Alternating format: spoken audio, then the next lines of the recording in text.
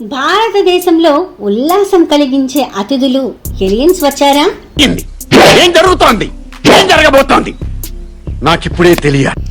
అసలు ఏలియన్స్ ఉన్నారా అనే ప్రశ్న మనల్ని ఎప్పటికప్పుడు ఊహల్లోకి తీసుకెళ్తూ ఉంటుంది. కానీ తాజాగా భారత్లో జరుగుతున్న కొన్ని సంఘటనలు, ఆకాశంలో కనిపిస్తున్న అన్యమయ వస్తువులు, గుట్టుచప్పుడు కాకుండా కనిపించిన పదార్థాలు, ఇవన్నీ కలిపి ప్రజల్లో ఒకే సందేశం: ఏలియన్స్ మన దేశాన్ని సందర్శిస్తున్నారా అని.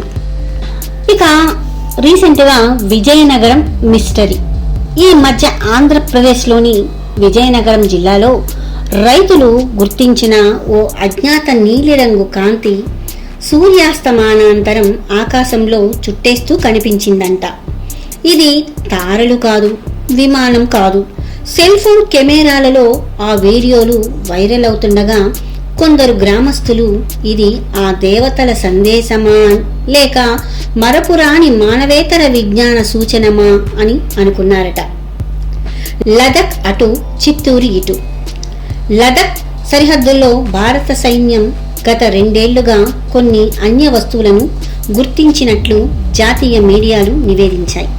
అయితే తాజాగా చిత్తూరు జిల్లాలో ఓ పాఠశాల సమీపంలో 3 అడుగుల పొడవు గల, తలపై వెలిగే కళ్ళలు ఉన్న ఒక చిన్న మనిషిని చూసినట్టు విద్యార్థులు చెబుతున్నారు. ఇది మానవ తల్లిదండ్రుల కల్పితమా లేక భూమిపైకి వచ్చిన అతిథుల వాస్తవికత? ఇక శాస్త్రజ్ఞుల కోణంలో చూసినట్లయితే ఇస్రో శాస్త్రవేత్తలు ఇది అంత త్వరగా విశ్వసించరాని విషయం అని అనుకుంటున్నారు. కానీ వారు కూడా ఒప్పుకుంటున్న సంగతి ఏమిటంటే అంతరిక్షం విశాలం, నమ్మశక్యం కానివి అక్కడ సాధ్యపడతాయి అని చెప్తున్నారు. ఇక ప్రజల ఆసక్తి ఉధృతం. ఈ కథనాల వల్లే టిక్ టాక్, యూట్యూబ్, ఇన్స్టాగ్రామ్లలో alien in Andhra, ET stopped in India అనే హ్యాష్ ట్యాగ్స్ ట్రెండ్ అవుతున్నాయి. సినిమాల్లో చూసినంత వరకు మాత్రమే ఏలియన్స్ అనుకునే మనకు ఇప్పుడు నిజ జీవితంలోనూ వాళ్ళ ఉనికి సందేశాలు రాలుతున్నాయి. ఇక చివరగా మన పురాణాల్లో కూడా విమానాలు, దివ్య జ్ఞానం, దేవత జనులు ఇలా రకరకాలుగా వర్ణనలు జరిగాయి. ఇప్పుడు ఆ పురాతన గ్రంథాలే నిజమవుతున్నాయా? భారతదేశంలోకి ఏలియన్స్ అడుగు పెడుతున్నారా? ప్రశ్న మనదే.